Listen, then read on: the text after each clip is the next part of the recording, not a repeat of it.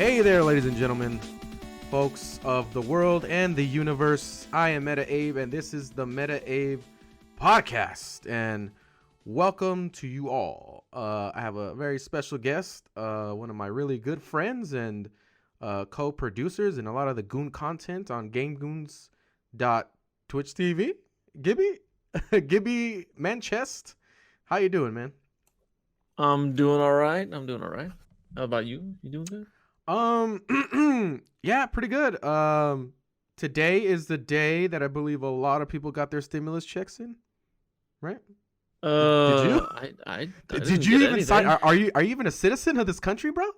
I don't know. Last I checked, I was told I should leave the country, but I don't know. I think I'm a citizen. Oh, wow. So you have or you haven't got it? I have not received it yet, unfortunately. Oh, well, shit, Gibby.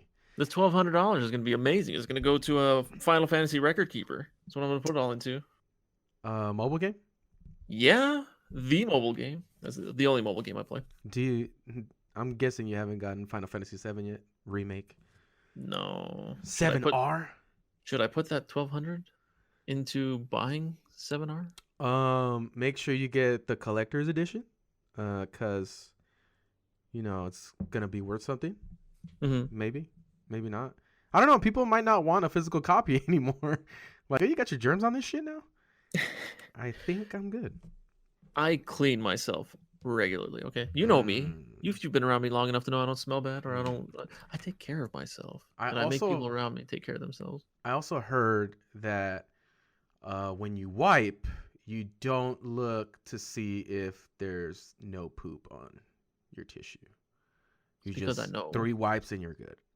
I know. I yo me that poop. All right. You could feel it.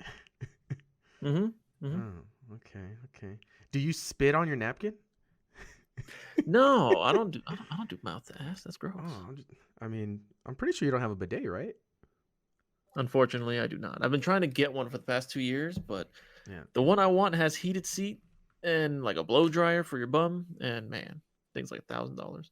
I've had a bidet. The only time I've ever got to use a bidet, and this goes back a long time, it's when I was at Evo, and I went there with CMD Duck and Mr. KOF, and we all had a room together. And Duck was the financier. He's the one that financed everything. And he was nice enough to allow me to stay with him at some fucking banging ass suite at Caesar's Palace. So whenever the fuck it was at Caesar's Palace that year, is when I had a bidet up my booty. And I haven't had one since. That was a good year. Do you recall what year that was? 2011. What? Pretty sure it was 2011. So that was not an official year for KOF 13. That's when we had the arcade. I think so. I can confirm, find out. Anyways, that's the last time I had a bidet, and I just always assumed that I would have another situation where I have yet another experience with a bidet, but that has not come to pass. Apparently, all the hotels I stay at are not that baller as that spot that Duck got us, which leads me to believe that man had a lot more money than I thought he did at the time. 2011 was the Rio. Oh, when the fuck was the Caesar's Palace? Caesar's was 2010 or 2012. Because I remember they did Caesars. I want to say they did Caesars twice. You know what? It was the year. I'm pretty sure it was the year 2012. Yeah, there you go. So yeah, 2010 and 2012 were Caesar's Palace. 2010 and 2012? Yeah. Okay.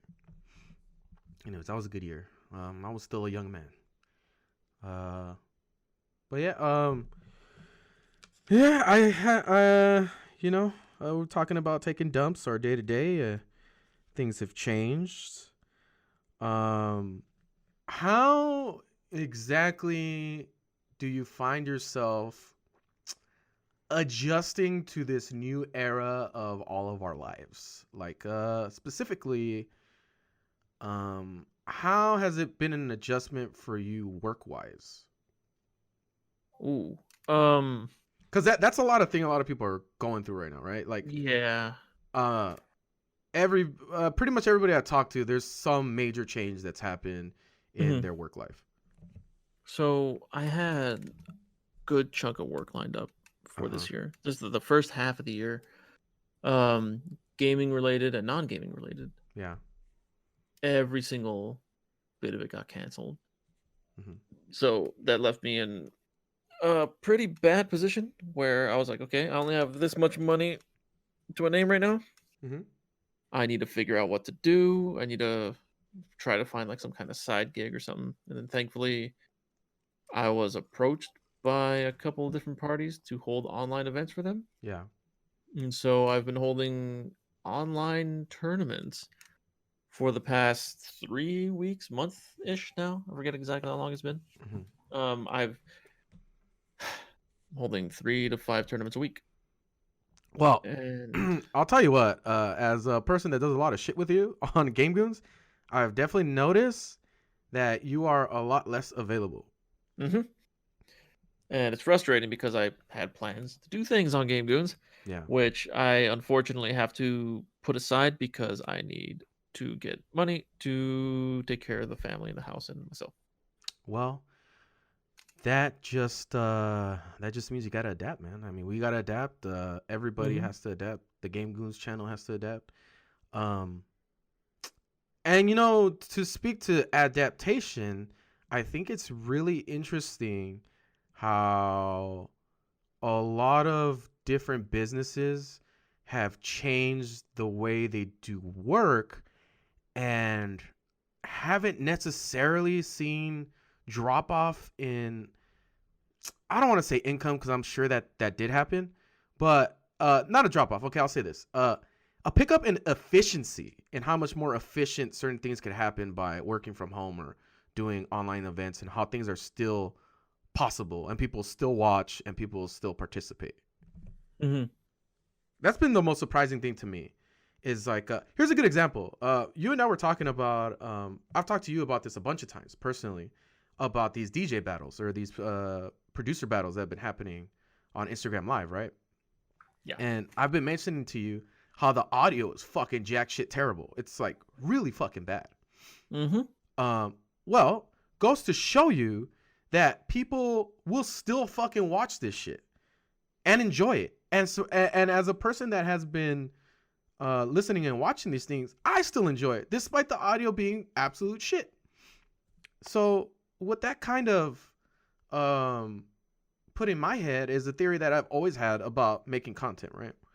It's like, if you have a base of followers that are willing to listen to you, or you have something important to say, or something of interest, that necessarily spending all that money to have that high quality shit doesn't really matter to the people that follow you. I would say it probably matters more to like maybe sponsors and getting the respect of other production companies that are like super professional. But outside of that, if you're just trying to make your viewers happy, like, I honestly don't think they give a fuck. They just want to hear what's coming out of your mouth and what you got to say. Yeah, your viewers generally stick around for you. They're there for the personality, not so much anything else around it. There are some viewers, like say there's a streamer named Dr. Disrespect. His whole thing is theater. Like he's an experience. All of the stuff he does. I haven't watched him in like over a year or so, but like random people just watch him for his production value. Yeah. But it's an extremely rare case. Like look at Eris. Yeah. Eris is like the most minimal production value. He's got a game, he's got his camera, and that's it. He has no lighting. It's just 100% personality. That's what his stream is. Yeah, I definitely don't go to his stream to be like amazed at how professional it looks. Yeah, he's just a really funny dude.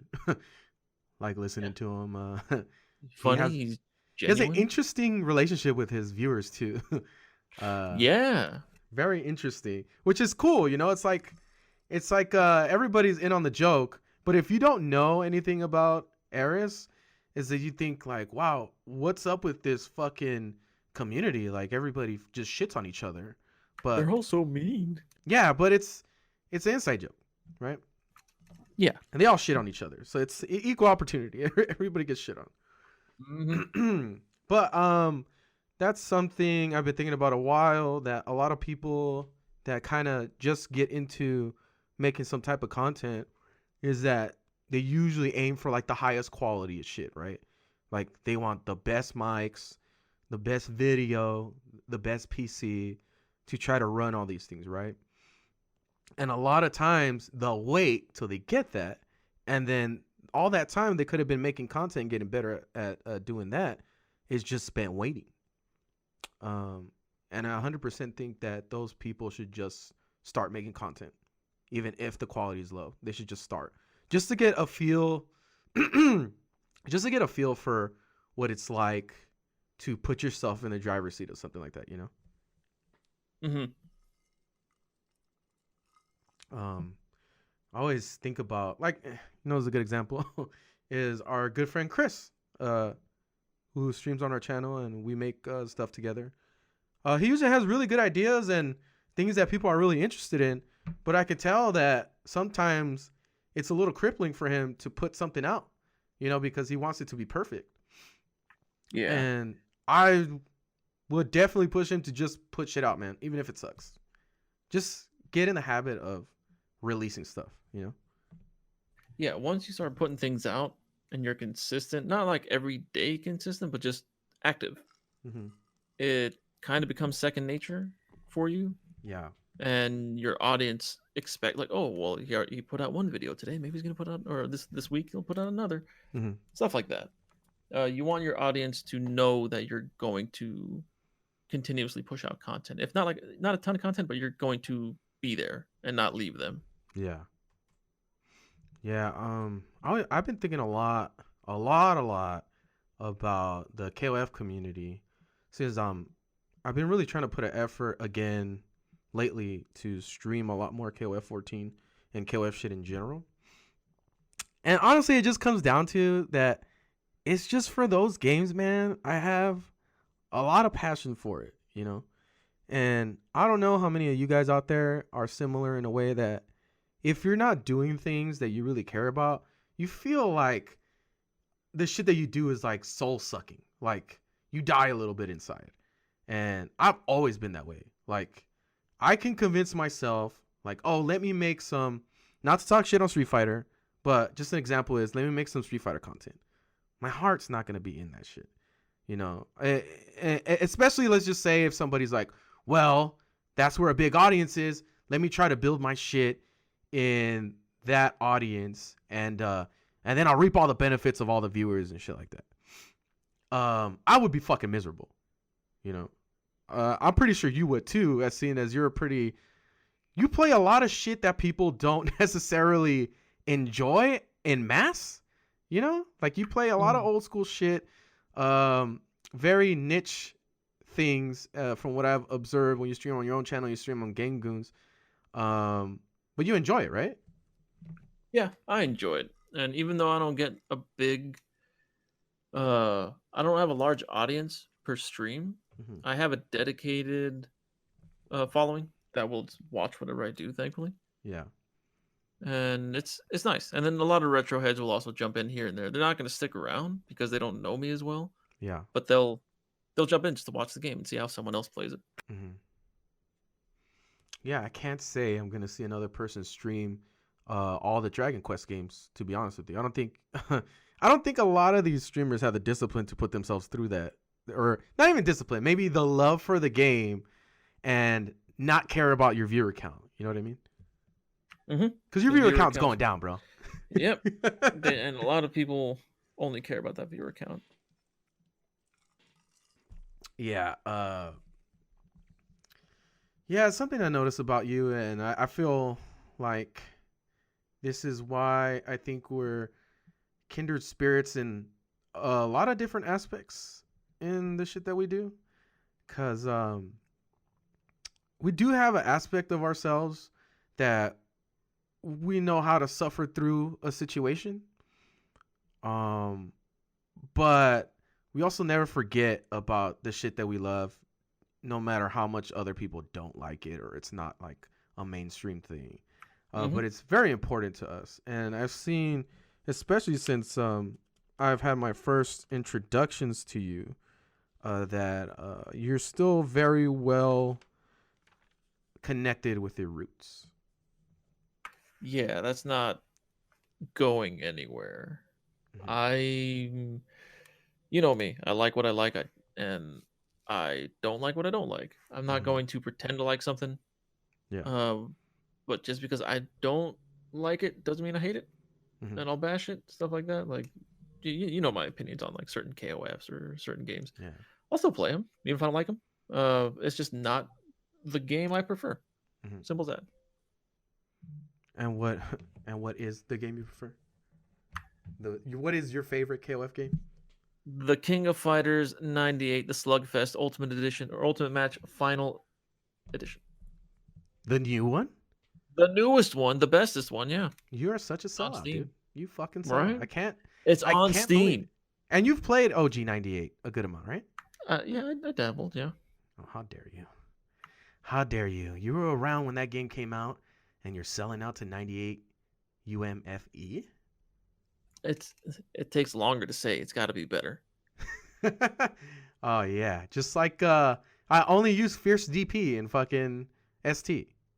Mhm. And Ken cuz he had fire on his DP. Why would I use Ryu? Right? It lights you on fire. This is the It's final edition. Why would you want the first edition, the it's second deadlier, edition? right? The Hmm. FE makes the game deadlier. Yep. Um, yeah. Well, speaking of FE, don't you think that that game is poised to break the fuck out if they were to give it the rollback netcode that Code Mystics has so fabulously implemented into Mark of the Wolves and Five Special? Yeah, it 100% would see like so Mark of the Wolves got I think they said like a 3,000% bump in Yeah. player base. This would be even higher.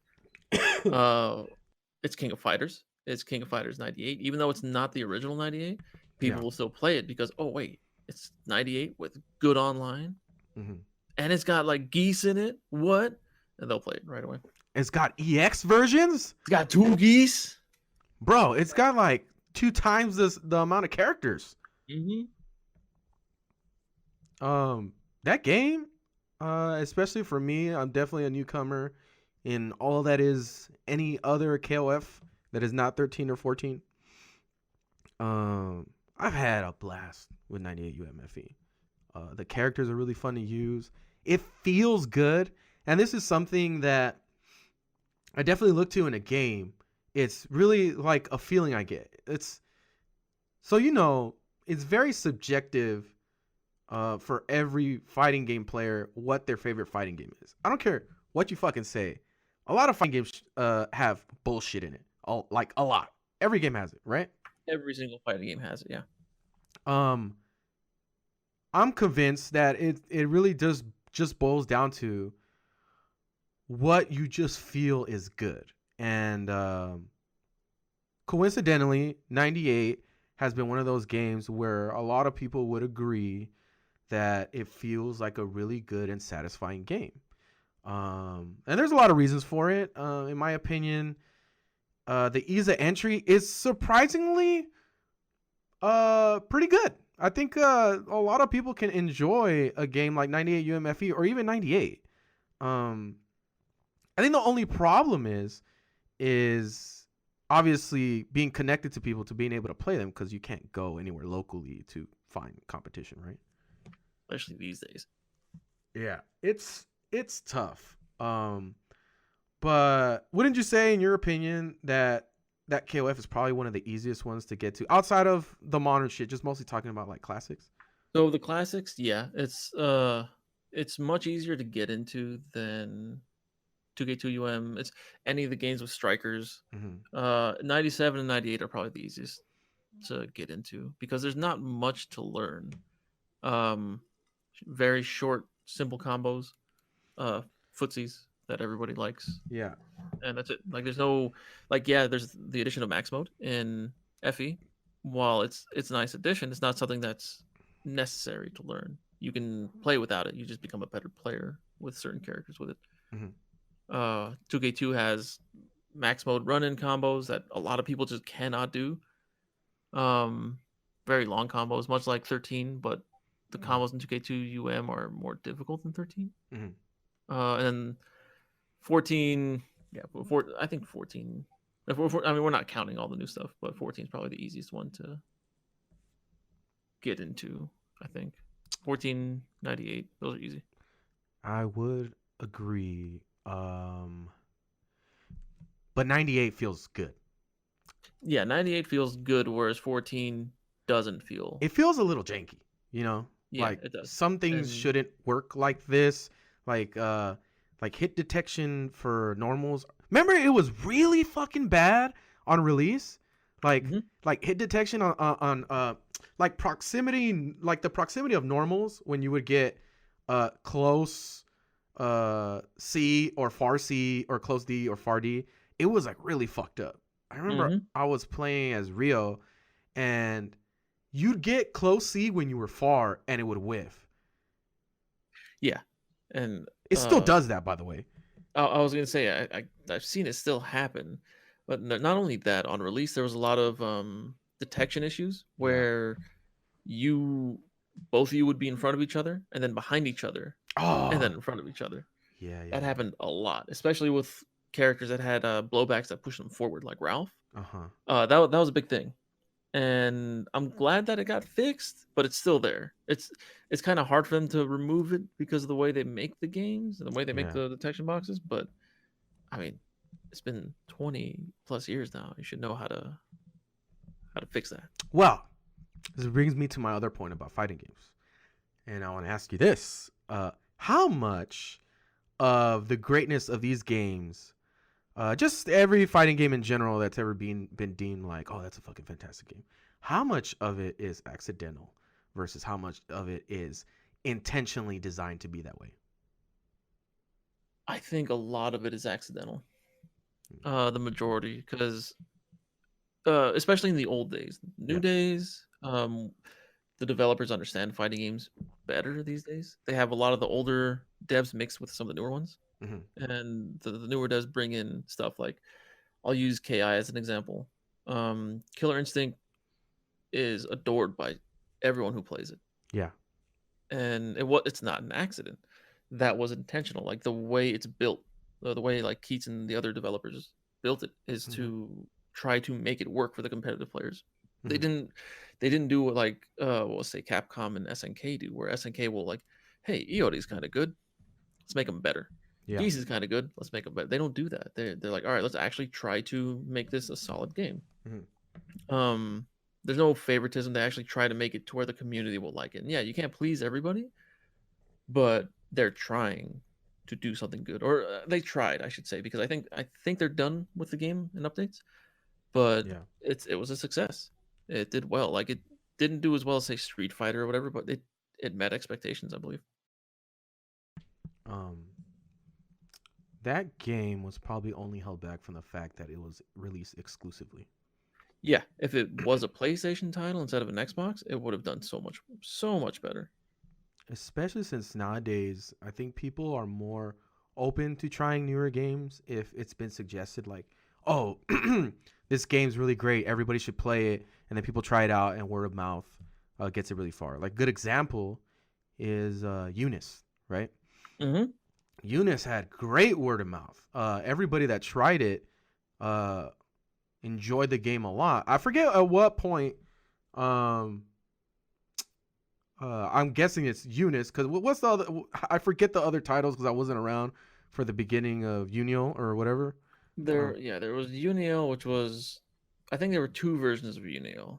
One was mhm. horribly busted, like one was just really bad, and then I think a follow up came out and then Unist, or Yeah. maybe it was Unio, Unist, and then Uniclear. Um, Regardless, though, once it got to Eunice, um, pretty much everybody who tried it really enjoyed a lot of the aspects of the game, right? And Hmm. again, I would say the biggest thing that interested me about Eunice is that it felt good. That theme again comes up in a lot of these great games. It just feels good. Yeah, Like Eunice is it feels very right. Satisfying. It's a yeah. The way I've described it to people, when they say like, "Hey, Eunice isn't the type of game you'd play," I'm like, "Why?" Like the moment you touch the game, Hmm. it feels good, and then the moment you see how the mechanics work Hmm. and you adapt to it, which doesn't take long at all, it Yeah. just feels like it flows so perfectly. It's such a good game. Yeah, it's one of those things, and this is why I asked you that question about how much is intentional and how much is accidental. Is how how does one make a game aim for that? Like it seems almost impossible. Like, oh, let me make this fighting game to feel good because it's so subjective, right? Like the developer would I really have to have their fingers on the pulse of what players enjoy in general to be able to do that? And I guess I don't have a lot of information about KI, but I guess maybe that's the closest that they ever gotten to intentional design to where people really felt really good about that game, you know? Hmm. I think that and Skullgirls are the Oh yeah, two. that's right. That's another one I was gonna mention that had really great word of mouth as well. Yeah, no, not just great word of mouth. The fact that Keats was very vocal, talking to the community, listening to the community. Same thing with Yeah. Mike Z. Hmm. They saw what the community wanted, and they didn't implement everything the community wanted, but Hmm. they implemented enough to make it satisfy as much of the community as possible.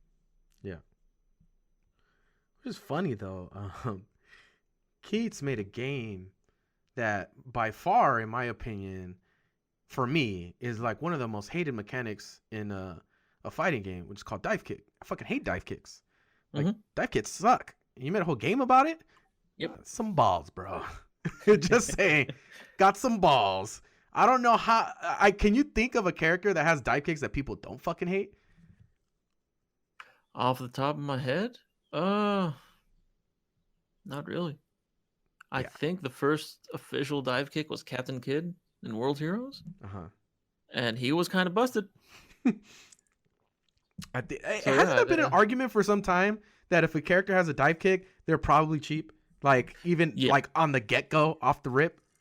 The argument is always like, oh, if they got a dive kick, they're instantly top tier, instantly, Yeah. already top tier. This is also a discussion that's come up a lot in the FGC, and I'm starting to really lean towards believing it. Is when you have a character that is capable of changing their trajectory in the air, that automatically puts them in an upper tier than if they didn't. Um, Hmm. It doesn't even have to be a dive kick. It's just anything that can stop their momentum, or change trajectory, any type of mechanic. Like a good example, right? We play 98 UMFE. Um, how EX Yuri can pretty much be unpredictable in the air because of the Yeah. way she throws fireballs in the air.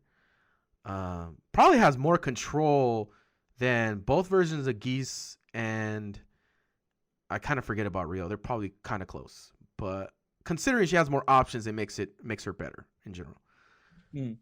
But I ever since I started playing these characters that have that ability, even Robert, dude, just having that dive kick to be able to delay the fall just slightly enough to take off people's timing.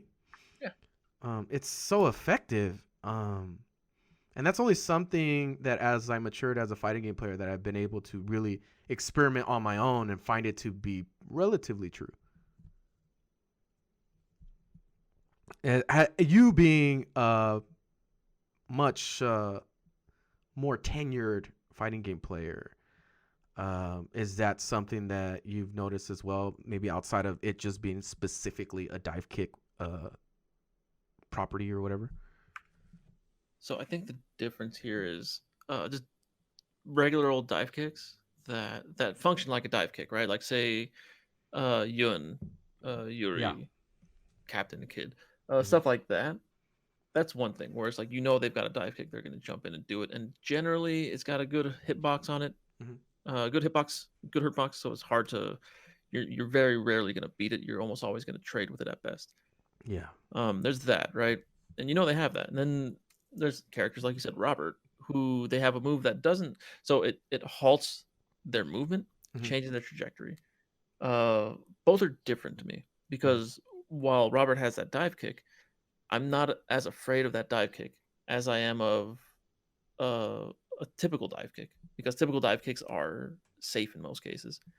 You can angle it to be safe, and then with Roberts you can do the same thing as well, but it's harder Hmm. because it has that delay when it comes out. You can like walk in and then block. You can kind of, I don't want to say bait it out, but when you know a player uses it a lot, Hmm. you can let them uh, let them kill themselves with it. Whereas a dive kick, you kind of have to deal with it. Unfortunately, it's just there in most cases. Um, dive kick characters, their basic game plan is centered around the dive kick most of the time. A lot, yeah, a lot of the times, yeah. Um, I think the reason I bring up characters like Robert is if a character can make you think about the decision you're gonna do that is normally a decision you don't have to, like just DPing a jump in, or like not even DP but anti-airing a jump in, that to me is stronger than not having it. You know, Hmm. because if I can get you to think like how you just said, is like, oh well, I'll just wait for them to kill themselves. Cool. Well, then I'll just start doing normal jump-ins. Like I can Yeah, adapt that fast. Where it's like, okay, I see he's scouting the dive kicks. Now I'm just gonna do either anti-jump throw or just normal as jump-ins or whatever. It's like a good example is, this is something that you know is very common in KOF, is characters that have good anti-air down Bs, right? yes, yes, Um, yes. they people who use those characters usually are scouting for those jump CDs or those over jumps, blah blah blah, to be able to down B shit. You'll even see them mashing it before you even get there, like way Oh yeah. before. The moment they see you leave the ground, they're crouching and they're hitting B. Right. So it's kind of like situations like that where it's like, okay, well, if you're gonna be doing that, then I'll just do a normal hop or jump and then do an attack that'll hit down BB masher, whatever the fuck, right? But in this case with Robert or characters like that, it would cover multiple situations. Not only would it cover somebody doing that, but it would also cover somebody that's just trying to anti-air you normally, you know, Hmm. because it would beat both. Anyways, before we get any more sidelined by that conversation, I just think this conversation led to the point of, if any character can change their trajectory, usually it puts them in a higher position than they would normally, and maybe might even pass up some other characters just because of that mechanic. Would you agree? Oh yeah, I completely agree with that. Yeah, I don't know, man. Like we're talking about how intentional design and all this other stuff, and yeah, a lot of things are so subjective. I mean, you know, another game that I really enjoyed, Tekken 7. Right now the community is a little split on it, but for me, that's another game that's so satisfying. That's like Yeah. really satisfying to play that game. And I know there's fucked up shit in the game, but I really fucking like it. You know, Hmm. I don't know. I would imagine that it's kind of the same with like a lot of Gear players, right? Because I see a lot of fucked up shit in Gear. Um, but people really fucking love that game, like a lot. And I do like Rev 2, and I did play Plus R, but fucking casual as fuck. But Rev 2 feels good, but I don't know. Like there's a lot of opinions about that game too. Anyways, something else I wanted to talk about. Um, so Gibby, many would consider you, um, what's it called? A not just a veteran, but uh there's another word for it, but because I can't come up with a better one, a leader of the community in a sense, or maybe not even a community, but definitely somebody in the community that people can get a honest opinion, and has a very wide casts a very wide net when it comes to the knowledge of a lot of SNK's library, or even in history of a lot of fighting games from an SNK player perspective, or Neo Geo perspective. You know, um, I think the things that you have to say in regards to that is something that's really rare, especially in our community, that I feel a lot of people borderline front that type of shit. Um, so I think that's why people really put you up there in that category of like, well, if Gibby says that something was like this, there's a good chance that it was, right? Because I can ask you, was like, hey, was this dude around playing this fucking game that they said they were playing, and did they actually compete or not? Because for some fucking reason, Gibby, you have your hands in a lot of fucking shit, and it's not, it's in everything. It's like who you work with. You've worked with pretty much everybody. Who you've played with. If there's a famous player from the past or whatever, you've pretty much either met them, played them, knew of them, or know shit about them. Just because of how much of a, I don't know, you're a fucking slut, bro. I don't know what other way to put it. You just get around. I don't know. Wow. But I've always found that really interesting is how rich of a history you have with a lot of the fighting game community in general. And it's something that I really appreciated from the first time I met you. And I'm glad that people have found you to kind of ask you those types of questions. And what I wanted to ask you in regards to those things is how does it feel to know, because you're a humble guy, but when it comes to the shit that you know that you know it, and that you won't be humble about. You will be like, no, bitch, I fucking know this shit, you know? How does it feel to like kind of have a lot of the weight on your shoulders, to know those types of things? And do you feel compelled to speak to the younger generation or people who aren't in the know about stuff like that? So I don't feel as if I have a weight on my shoulders, to be honest with you. I've talked to you about this in private a lot. I like Mhm. talking to people about these types of things. Yeah. I just wish that there are a lot of the younger folk will talk to me Mm-hmm. and they'll ask me advice. They ask for my opinions, and they take a lot of what I say seriously. And I don't expect people to take my advice and roll with it Yeah. because everyone's different. And I'm not going to be offended if they don't. Mm-hmm. Um, there have been a lot of situations where people will ask my advice just to try to get um what's the word? Basically try to get validation for what they're thinking. Like, hey, this is a good idea, right? And I'll say no, and then they'll just fish around for that until someone says yes, and then they'll roll with it. Hmm. That's the kind of stuff I don't like. But for the most part, a lot of the community will come to me for advice. I genuinely get a ton of DMs every day on Mm-hmm. Twitter, on Discord, sometimes on Facebook, but I'm not active there. Yeah. And I try to help out whoever I can, try to talk to them. And then there are some people that will tell me that I'm wrong, or like there are some things you just can't prove, right? Yeah. It's been so long, and people are just like, oh, well, what if it's made up? Like, this doesn't match up with what, I don't know, like Hell Pocket said about starting Hmm. KOF at this time. Like, yeah, but where's his proof of actually starting KOF at this time? Mind you, this is a hypothetical, of course, but that happens a lot, and it's genuinely frustrating. I don't care for arguing with people who do that. Hmm. If they don't want to believe it, then I'm not gonna Yeah. try to force them to.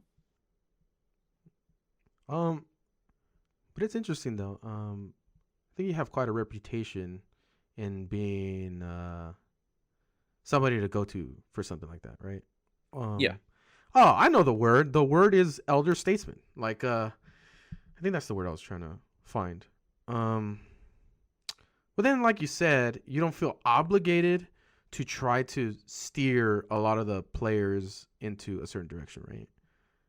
No, I'll give them advice, but what they do with the advice is their decision. Yeah, I always think that's a really smart approach to take, considering I think it would be bad if you were to invest yourself into a lot of scenarios that pretty much, for better or worse, don't really net anything. And in a sense of like, let's just say you're over here trying to convince all these people like, oh, this is how things used to be, or this is how things should be, despite people agreeing or disagreeing with you. It's a lot of fucking waste of time and energy, in my opinion. And you know, just like you said, some people will believe you and some people won't. But at least you put it out there and you give them your perspective, and it's something that people can cross-reference with what other people say. That's primarily how I've used you as a friend as well, you know. But it's more in like tactics of a fighting game, you know, because for me, those are things that are definitely lost in the past that I care more about than I guess technically the history, because I do know a lot of the history just by being around a lot of people and hearing the shit that they say, and then cross-referencing it with you. But the things that matter to me the most are like, hey, like let's just say this tactic or whatever in a fighting game. Like, when's the first time you ever ran into that somebody did that? Like, is this a new player thing? Is this a thing that somebody's always done? For instance, like how people mash throw in like almost every fighting game. Like, has that always existed? Or has that been a learned behavior? Because I don't know, just things like that, you know, that I find interesting. Like, what was considered a top tier? Because here's the thing, right? You could look at a write-up and they'll be like, oh, this character's top tier now. But there may not be, especially now that a lot of forums have pretty much gone to shit, there may not be a recorded history as to like how it got to that point, right? Like the only people that really know about the whole through line of KOF 13 are the people that have been there since arcade, right? That have experienced all that shit. And because of that, me having experienced that, I know that a lot of these perspectives may have been skewed because of some person from a community who's had a lot of experience with the game is telling you now, at this point in time, these characters are top tier. But I find it just as valuable to find out why the other characters were top tier before that and how it got to where it's at right now. Which is something that I always ask you, because then I get a greater sense of how and why a game is played the way that it's played. Case in point again, when we go to 98 UMFE, which you've been a great resource for me because I otherwise wouldn't know. You outside of Ghost Pilot don't really talk about the types of things that high-level players are doing. Like, you guys are the only ones, like, pretty much. And a lot of the shit that you've told me has been resurfacing now. And you've pretty much told me that it's always been there. It's just people haven't been playing a lot of UM lately, so they haven't seen it, right? Yeah, and then not just that they haven't seen it recently. A lot of them who did play the original UM back when it was on PS2, they didn't use those things either.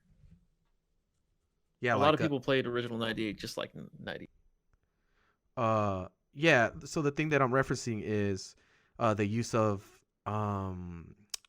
specifically ultimate fucking EX version in fucking UM. What is it called? I don't even know what it is because I never use it. So it's just extra mode, quick max. Just getting into like quick max mode is what it is. Which is not available in advance, right? No, that mechanic. Okay. Yeah, it's specifically meant for EX mode. It's something they added new to UM. Yeah. Yeah, and it's specifically that mechanic and how exactly it's used. And like me, a lot of the newcomers are not using it or don't really quite understand the utility of that aspect of the game. And a conversation that you and I had before is that you were saying that back in the day, that was high level KOF 98 UM, right? And is that something that you're surprised that people don't know about? I'm not necessarily surprised. It's just people, a lot of the old community that played UM just fell off. They vanished. They're not around anymore, or they stopped playing. Or in a lot of cases, they played and they stopped for a while and they came back to it and just played it like it's just regular 98 again. Because it's easy to pick up the game and play it just like 98. Right. I'm more you know the way I say a lot of things. No one listens when I Yeah. put it up publicly. Uh-huh. So I'm more annoyed when I put up there was a point when the game originally came out on Steam Hmm. where I was putting up a lot of content for the game with Yeah. Walkman. And I was doing streams explaining to people this is what you could do. Like a lot of the stuff I explained to you and more. Hmm. And nothing. Like uh it didn't get any traction. No one cared. And then all of a sudden, like people start like, whoa, you could do this. I'm like, God damn it. Here's the thing. If you were doing all that shit to me all the time, then I would be interested. Like, what the fuck is that? Right. Yeah. So for me, it didn't really burn into my brain until I started seeing somebody do it. And I think the same was for a lot of other people. It's like, yeah, sure, Gibby said this shit, but nobody actually was doing it that we saw, or that we Mm-hmm. dug information to see those tactics. And uh you told me that stuff when I started taking 9 UMFE seriously. You would bring Yeah. it up. And I think the first time I saw it is Ghost Pilot doing stuff like that.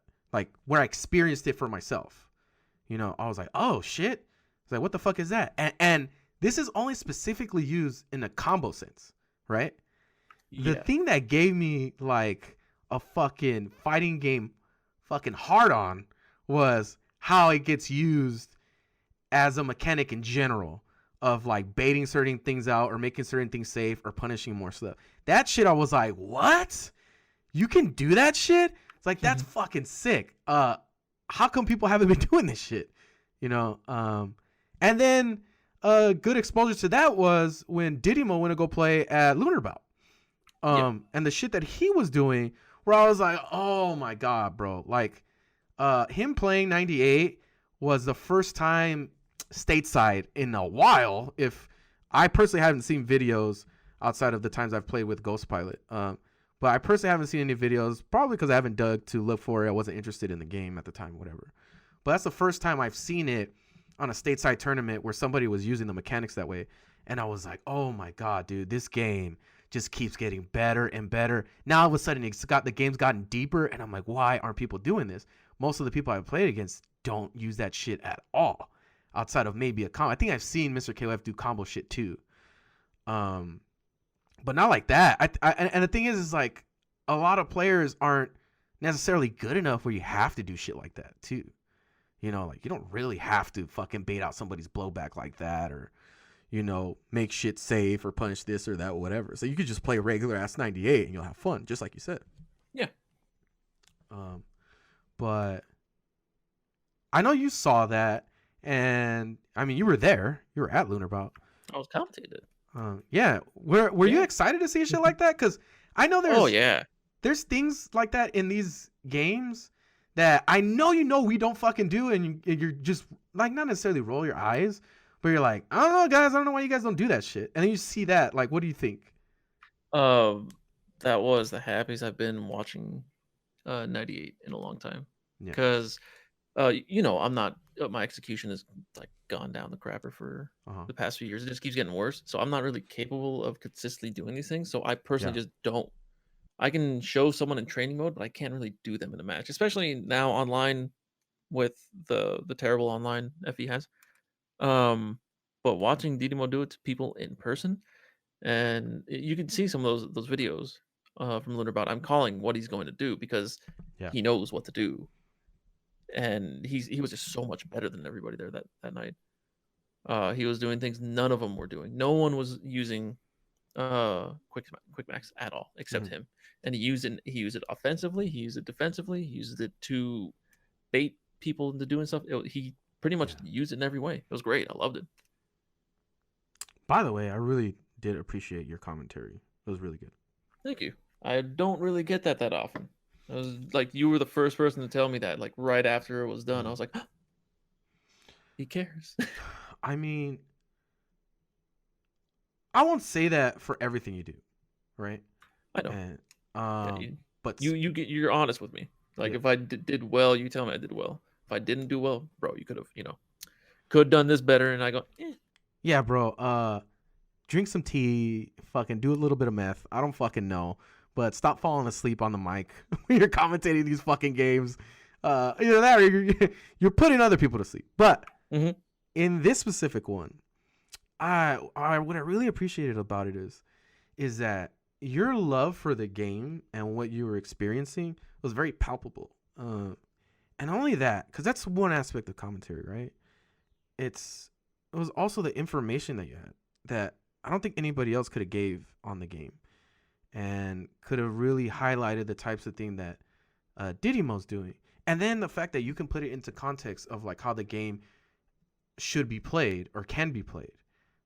That's not a lot of things people can do with these classic games, because I know like a lot of the people that play these or that have been around for a long time, um, that maybe played 98 when it came out or the older KOS when they came out, like people that are more or less kind of in your age range or your level of experience with these games, when they talk about these things, they either straight up don't fucking know, which is surprising, right? Because it's like, dude, you've been around forever. How the fuck do you not know? Mm-hmm. Or it's very condescending. Like you could have done that, right? You could have been like, oh my god, you guys, first time you guys seen this shit? You guys don't know shit. You guys are fucking stupid. I Yeah. personally hate that kind of commentary. Same, and that's what you get more of, unfortunately. Yeah, and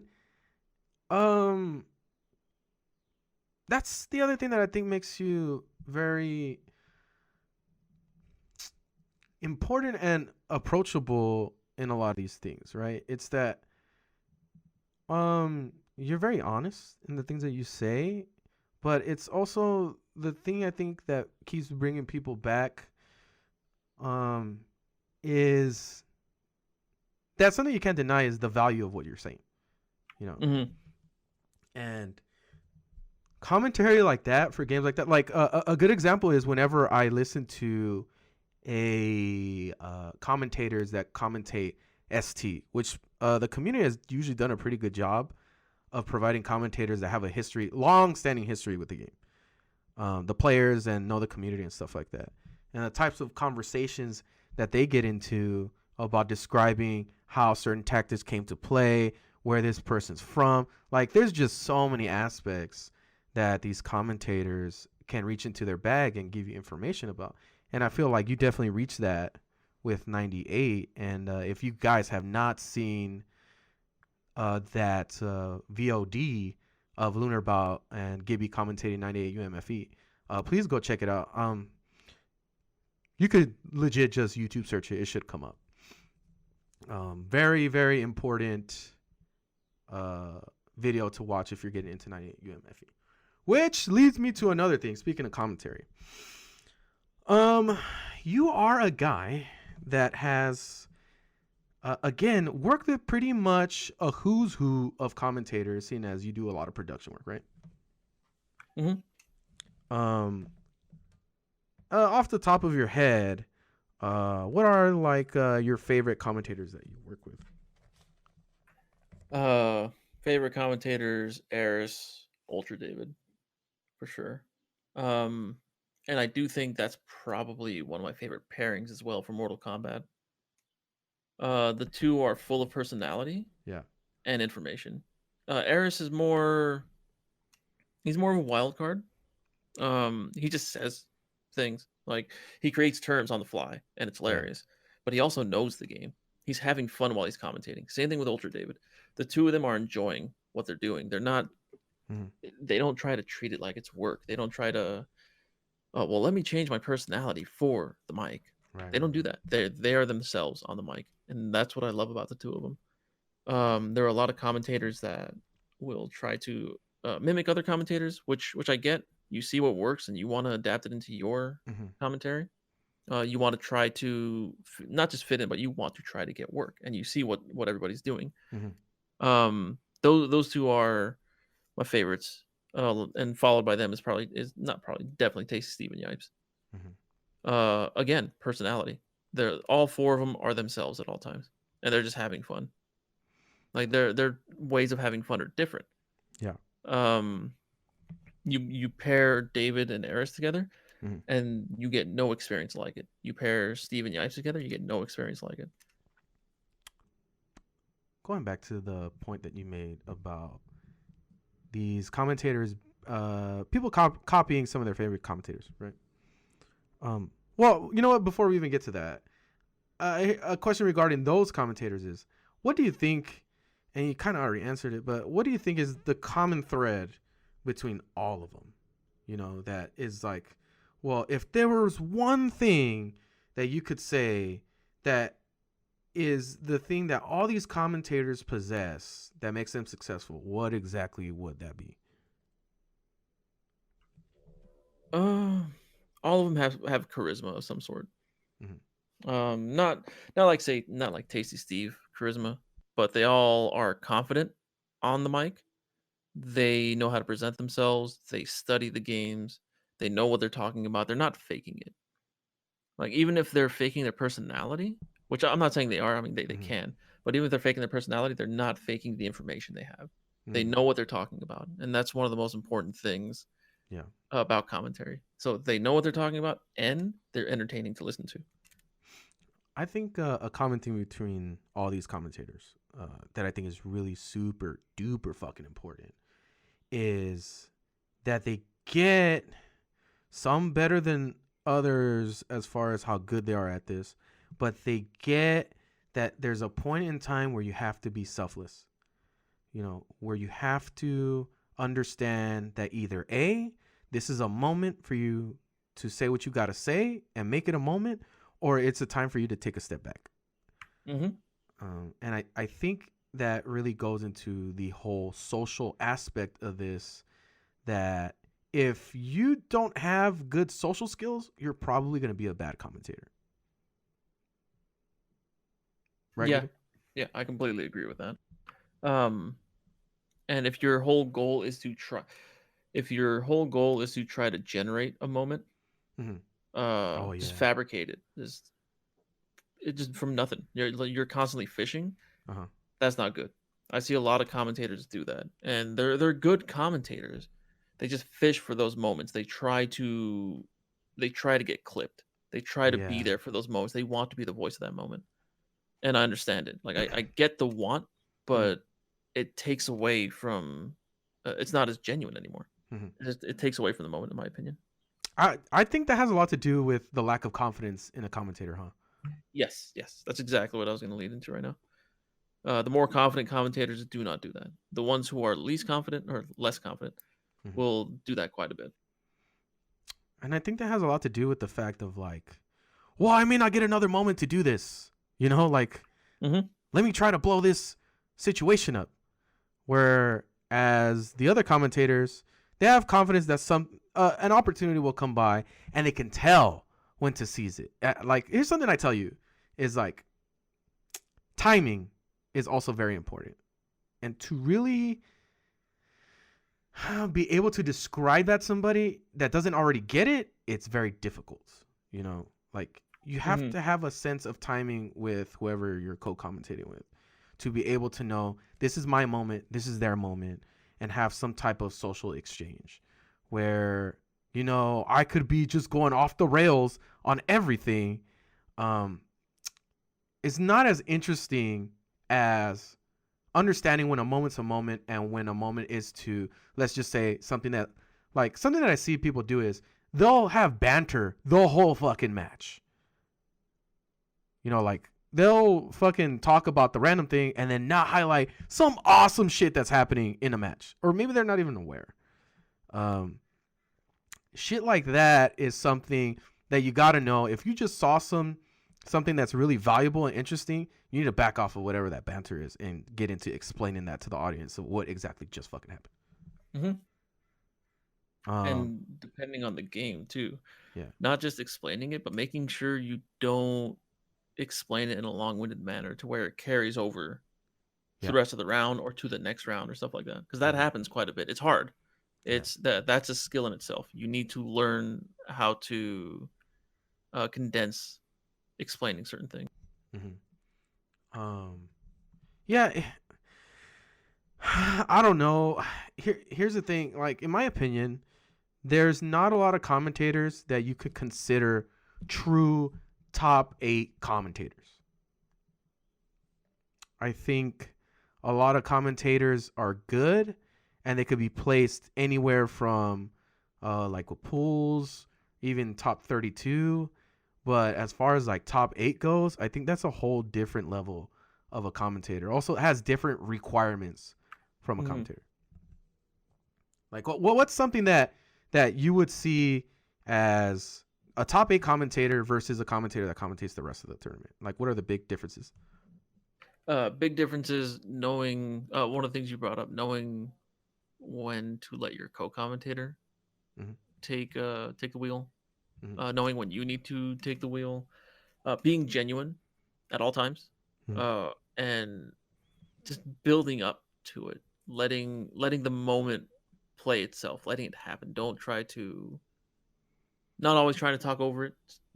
Sometimes silence is the best thing you can do. It makes for a much better we'll say Twitch clip. It makes for a much better clip. And then they come in after it. And then it's hard because it's not just one person, it's two. Pairings are a very important thing because you can't take two good commentators and hope they have chemistry together. It works in some cases, like say Tasty Steve can blend with anybody, but not every commentator is capable of doing that. And yeah, I really agree with that. And here's the thing that I don't see happen enough, specifically with a lot of KOF shit and SNK games, is because there's so little amount of commentators for what we do. That's something that almost can't be afforded. Like, you can't really find people that have really good chemistry, and if you do, it's like only that one combination. You kind of have to eat shit on like, well, these people don't have chemistry or might not. Well, fuck it. We don't have anything else. Put them on top 8. That's how almost every King of Fighters thing is gone around the country world. It's like, these two people can commentate. They work together. Let's put them on. And that happens with a lot of like smaller events where they want the commentary to be good. Yeah. The other thing is just people saying, "Oh yeah, I know how to commentate the game," and then not actually knowing it or being a part of the community and like just trying to take do what I said earlier, trying to take those moments, trying to make it theirs, talking over other commentators, stuff like that. That happens with every game. But since we're part of the SNK community, we see it with our games. Yeah. And I've talked to some of these commentators before. I've talked to a lot of the commentators in the SNK community, seeing where they're at, what they like, who they want to work with, and I try to help facilitate that in certain cases, but it doesn't always work. And I still would love to do it. I want to get more commentators commentating together. It's one of the reasons why we did the bootcamp stuff. Yeah, I want people to be comfortable commentating with someone else. I want to build our pool of commentators. I want them to be knowledgeable, to know how to present themselves, to know how to talk over a game, all that kind of stuff. I'm tired of just seeing, like, look at all these other communities. They've got their commentators. We don't really have much anymore. Like, we have, in my opinion, really good, like, pool and top 32 commentators, right? Like, they can carry their weight in that sense, right? But top 8 to me is just so different.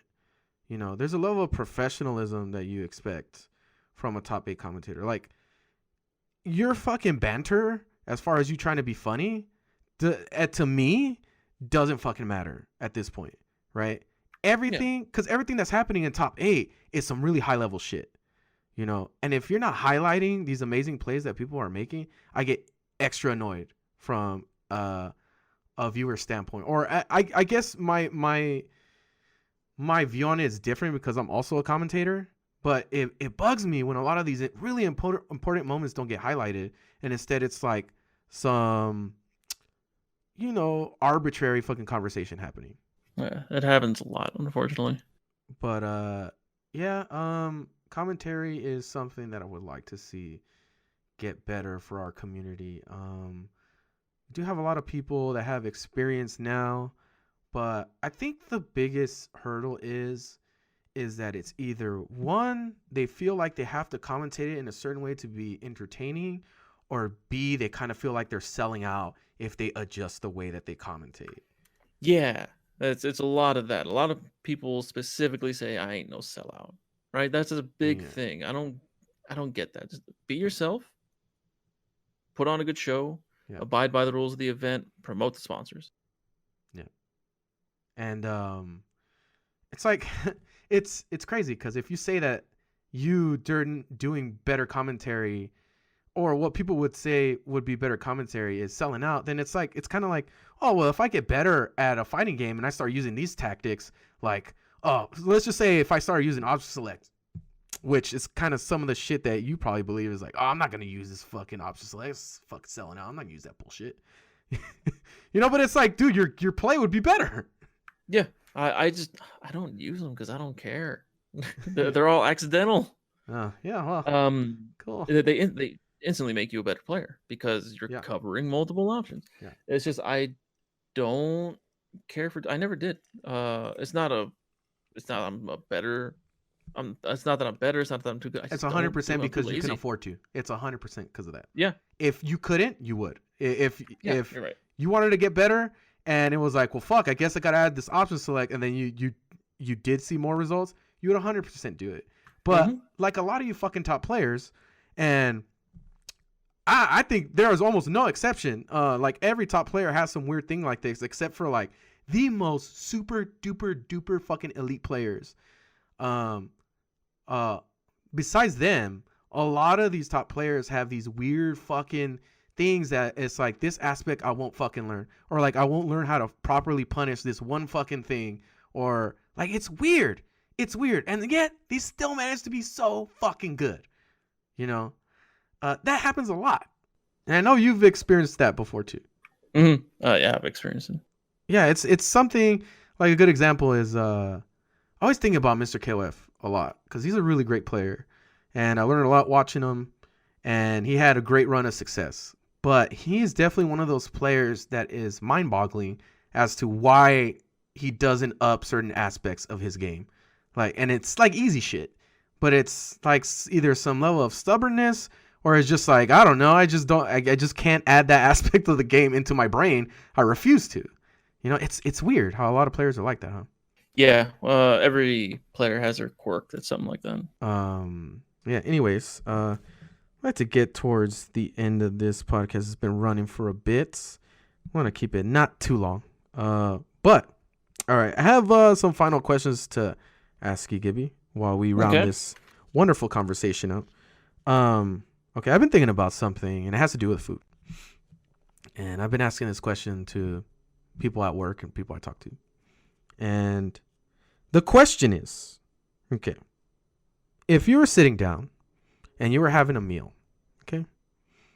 You're sitting down having this meal, and halfway to a quarter through this meal, you got to take a dump. What do? Do you finish the meal and then take a dump? Or do you stop eating, go to the restroom, come back and finish your meal? What do you do? It depends on how severe the feeling is. Not super severe. Like, not super severe. It's like annoying. It's just like kind of like annoying. Okay, yeah, I'm gonna finish the food. If I'm not feeling like I'm about to poop my pants, yeah, I'm finishing that food, and then I'm gonna go poop. Okay, interesting. I would not do that. I would go take a shit. Now, I wouldn't feel happy about it, but I would definitely. Something about me not feeling comfortable while I'm doing something I enjoy really bugs the shit out of me. Yeah, so I would go take a dump. Okay. Next question is, how do you feel about pineapple on your pizza? Perfectly okay with it. Oh, fantastic. Oh, so you're not gonna blow up a whole nother country if you see a pineapple? So when it comes to food, make it however you like it, but don't try to let's say if I'm gonna order pineapple on my pizza, right? I'm not gonna order that pizza for everybody here. I'm gonna make sure I order 2-3 different pizzas. That way there's selection, there's variety. Yeah. I'm not gonna force my likes and dislikes on people. Just because I like something doesn't mean you have to tolerate it. Just because I hate something doesn't mean you have to avoid it. I agree. I just don't want you. I would never share a pizza that has pineapple on it. I don't care what you put on your pizza. That's fine. You ain't putting that shit on my pizza. That's fine. All right. Last question I'd like to ask you. So, what are your goals as far as trying to maintain yourself as far as like workout goals? Do you have any? Oh boy. So, had you asked me this question a month ago, Yeah. before I gained 25 pounds, this would be a big different question. Before I was just trying to lose weight and maintain, a healthy weight, so that I have less back pain, less physical issues. Don't really care for getting bulky anymore. Don't care for getting like buff or swole. That doesn't mean anything to me. Now I'd like to get back to where I was back in February. It would be nice. But if you're looking at my Twitter feed and you're looking at some of the Discords I'm in, you see I bake a lot, I cook a lot. Yeah. And the fact that I'm not going anywhere makes it so much harder. I eat. And when I get angry, I eat too. I guess that's stress eating. I don't know. Some real fat ass shit. Okay. Yeah. So, but you do plan on trying to do something about it? Yes. Either do something about it or I'm just going to keep getting bigger. Oh, well, yeah, I don't know. Knowing you, it all depends on how much work you got to do. If you got a lot of work to do, you're definitely going to keep gaining weight. Yep. Yeah, and that's one of the reasons why this has been happening. I've been sitting down doing like 8 to 10 hours of work depending on what day it is. And I don't mind it. Like, I'm glad that I'm getting work and getting money, but the fact that I can feel my cheeks jiggle now when I do things, and when I go down the stairs, I'm like, whoa, why do I feel so heavy? It's because I'm heavy. Damn, bro. That's I remember one time a while ago, I was walking fast and I felt my body jiggle, and I was like, "Oh no, it's happening. It's over, bro." So it's like that for me right now. But you know what? The little one loves it. She like touch my stomach, like look, Papa, look. It like pokes my belly and watches the whole thing jiggle. And she's like, and just laughs the whole time. That's cute. That's cute. It is. All right, Gibby. Well, yeah. Anything else that we're gonna talk about? There is one thing. So, what, if any, plans do you have? Now, I know times have been tough, with trying to plan stuff, but what, if anything, do you plan to do in the future in regards to anything relating to like SNK type games, or you know what? Scratch that. Anything related to Streamwise. Like, what do you plan on doing? Do you have any plans, or what would you like to do? Personal stream stuff or for other companies and things? Oh no, nothing to do with the company. It's just you. Oh, I'd like to stream through Resident Evil 3, Doom Eternal. I'm currently in the middle of streaming Doom 2016, which is taking me 2 weeks because I'm streaming it for like an hour at a time, which is frustrating, but I'm enjoying the game. Yeah. I was debating on streaming Final Fantasy VII Remake, but I don't care anymore. I just want to play it. Like, so many people have been talking about it and streaming it. There's no reason for me to stream it. But I do want to do more fighting game stuff. The plan this year was to do a lot of stuff with FE, a lot of stuff with Mark of the Wolves 5 special. But unfortunately none of that has seen the light of day, which is very frustrating. But I do want to try to bring it all in because I got to play Samurai Shodown 5 special. My goal is to beat Aru, maybe one round. I think I don't know. Goal is to beat him. I got to beat the kid. That's what I got to do. Yes. Shout out to Aru. I think an excellent commentator, by the way. One of the few commentators I think can very much hold their own in a top 8 setting, and has done us all proud as a community. I genuinely love seeing how he's come along as a commentator. He's just good. Like, he's himself. Yeah. And Yeah, he's one of those guys that I really enjoy commentating with because he gets excited for the same things that I do and the plays that people make, and we take the time to highlight those types of things, and I like sharing that with the commentator. Yeah. Okay. Well, ladies and gentlemen, we have reached the end of a lot of people call their first episode like, oh, this is like the beta episode or the alpha, whatever the fuck. And fuck that. This is the first episode. I'm gonna commit with confidence. So this is episode number 1. Despite maybe I won't have the graphics, maybe I won't have intro, even though I might do something to edit something for that in the future. But this is most definitely episode 1, and I'm very happy to have shared it with Manchest here, Gibby. Follow the Game Goon streams on Twitch TV. Gibby is at Manchest on Twitter. Follow him on there. And yes, please continue to follow or listen to this channel. I'm MetaAbe. You can follow me at meta_Abe. Let me know if you guys like the podcast or any other topics you like for me to bring up. Stuff like that. And this should be, I'm planning on getting it on Spotify so it's easier for people to listen to. Whoa. Yeah, I know. Why we've never looked into doing that before with other fucking podcast shit we do is beyond me, but hey. It was expensive before. Well, I still would have fucking paid for it, honestly. But yeah, this is something that I plan on doing regardless of how much I gotta pay. Hopefully it's not super fucking expensive. But I'd be willing to put it on there just for the ease of listening to it. Yeah. But yeah, this should be on Spotify. Hopefully you are listening to it on Spotify. If not, this will also be on YouTube. And keep checking out my streams. I stream KOF 14. I plan on doing a lot of good stuff with that game in the future. 98 UMFE whenever I can get people like Gibby or Ghost Pilot or anybody else to play with me. And KOF 13, same deal. Whenever I find people to play, I'll be streaming that game. But that's a lot of the stuff you can see from me. I have no idea who the next guest is going to be, but you should get another podcast from me very soon.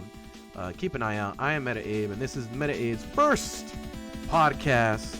Thank you guys for listening, and have a fantastic day or night. Thank you.